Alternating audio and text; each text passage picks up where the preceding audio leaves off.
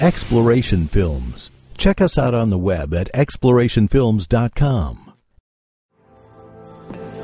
The Pacific golden plover is a shorebird which lives in the great Arctic North. Weighing only half a pound, it lays about 4 eggs that hatch in 24 days. After having its chicks, this bird embarks on a courageous and Herculean migration. How does evolution explain how a migratory animal gets from where he is in the summer to where he is in the winter? Usually the explanation is you have this certain kind of bird, and he grows in Texas. And then one winter, Texas is a cold winter. So he decides, you know something, I'm heading for Mexico. So he flies a few hundred miles south, and it's a little nicer down here. And then he comes back to Texas in the summer, but it's a especially hot summer. So he decides, you know, I think I'm going to go to Kansas. So he flies north, looking for a little cooler weather. And then each year he might go a little further south, a little further north, until they get all the way up to the Arctic and all the way down in South America. Well, this little bird breaks that rule. First of all, it's a very small bird, about the size of a dove, and it's not a swimmer, and it lives up in the Arctic, in Alaska actually. They leave their young and then fly to Hawaii for the winter. Now, when it leaves Alaska, it has an 88-hour flight nonstop because there's no land in between. 3 days and 4 nights nonstop. How does it do that? Well, these little birds begin to eat a lot, and they gain about 70 grams of burnable energy. And here's the problem. We got an 88-hour flight, and they burn right at 1 gram per hour.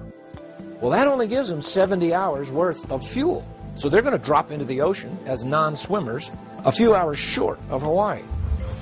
Well, then how do they get there? Well, because God made them so they fly in formation, and they alternate leaders, and so they break the airwaves there, so it makes it easy, like geese fly in formation.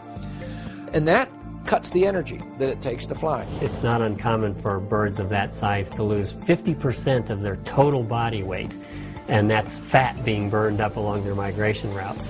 It's an incredible feat. If you can imagine a 100-pound human losing 50 pounds in a 5-day period as they traveled across the world. It's just something that mammals can't do.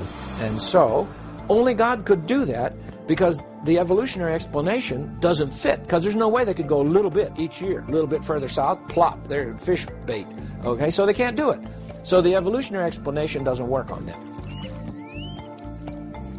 There is another interesting thing, and that is the parents have their eggs, and the babies hatch, but then the parents fly to Hawaii. Now the young are here, and they're going to keep eating and growing and gaining strength to get their 70 grams of fat built up, and then they take off for Hawaii. But they've never been there before. So how do they navigate? How do they know where to go? Nobody knows for sure. And if they miss it, even if some side wind would catch them and start blowing them off course, they still get there. And they can arrive at the exact same location every year within an area the size of this room, and they do this over thousands of miles. How do these animals get from here to there? The scientists are still trying to figure that out. Same thing with the homing pigeons. These little birds can find their way back home to their very spot where they need to go from almost anywhere in the world. Now, there are these huge areas that they've never flown over before. So they use many means, and we don't even really know what they all are and how they do it. But when we take them out and release them, they'll circle for a while and get oriented and head for home. It's amazing. What is guiding them across these areas, and what is built into them that God has done? I think that's the only way to describe this. God has made these little creatures so they can find their way over totally unknown territory to them. Exploration Films, where curious truths and uncommon minds meet.